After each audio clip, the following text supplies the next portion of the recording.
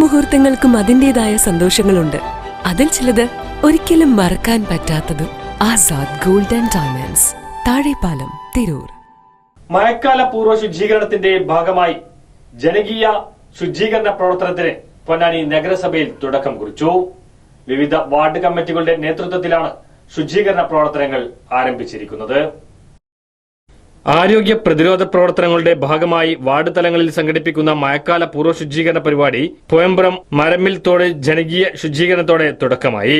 മഴവെള്ളം കെട്ടിനിൽക്കാതെ ഒഴുക്കിവിടുന്നതിനായി തോടുകളും കാണകളും ശുചീകരിക്കുക, പകർച്ചവ്യാധികളെ പ്രതിരോധിക്കുന്ന പ്രവർത്തനങ്ങൾ ഊർജിതമായി നടപ്പിലാക്കുക എന്നീ ലക്ഷ്യത്തോടെ സംഘടിപ്പിച്ച പരിപാടിയിൽ ജനപ്രതിനിധികൾ, സാമൂഹ്യ സന്നദ്ധ പ്രവർത്തകർ, ആരോഗ്യ പ്രവർത്തകർ, തൊഴിലുറപ്പ് തൊഴിലാളികൾ, ഹരിതകർമ്മസേനാ അംഗങ്ങൾ, നാട്ടുകാർ എന്നിവർ പങ്കാളിത്തം വഹിച്ചു.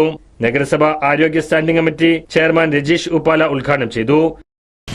17ാം വാർഡിലെ പ്രധാനപ്പെട്ട നീർച്ചാലുകൾ, അതിന്റെ പുനരുദ്ധാരണ പ്രവർത്തനങ്ങൾ നമ്മുടെ തൊഴിലുറപ്പ് തൊഴിലാളികളുടെ നേതൃത്വത്തിൽ ഈ മാസം 30-നകം ശുചീകരണം പൂർത്തീകരിക്കാനാണ് തീരുമാനിച്ചിട്ടുള്ളത്. അതിന്റെ അടിസ്ഥാനത്തിലാണ് ഇന്ന് ഈ പുഴമ്പ്രം മില്ലിന് സമീപമുള്ള ഈ തോട് ശുചീകരണ പ്രവർത്തനങ്ങൾക്ക് ഇവിടെ നേതൃത്വം കൊടുക്കുന്നത്.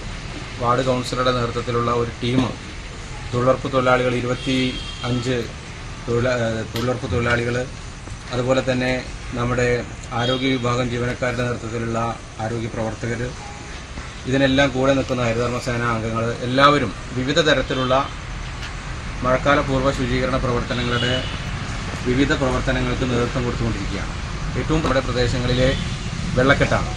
ആ വെള്ളക്കെട്ട് ഉണ്ടായാൽ ഉണ്ടാകുന്ന വിവിധങ്ങളായ ആരോഗ്യ പ്രശ്നങ്ങളെ തുടക്കത്തിൽ തന്നെ പരിശോധിച്ച് അതിന് പരിഹാരം കണ്ടെത്താൻ വേണ്ടിയാണ് ഇന്നലെ ചേർന്ന സാനിറ്റേഷൻ കമ്മിറ്റിയുടെ തീരുമാനത്തിൻ്റെ അടിസ്ഥാനത്തിൽ ഈ പ്രവൃത്തി ഇന്ന് ചെയ്തു വരുന്നത്.